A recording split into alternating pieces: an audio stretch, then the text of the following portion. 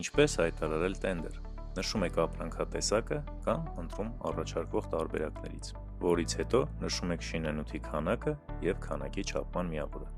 Հարկ եղած դեպքում հնարավոր է ավելացնել մի քանի ապրանքատեսակ, սեղմելով ավելացնել շինանյութ կոճակին։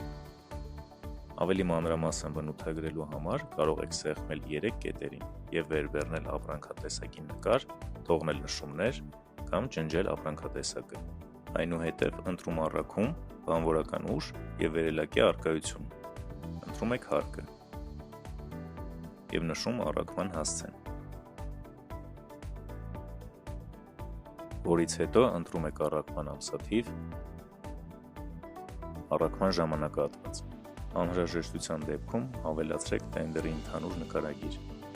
և սեղմեք հայտարարել կոճակին։ Հայտարարելուց հետո այն կարող եք տեսնել ակտիվ տենդերներ բաժնում։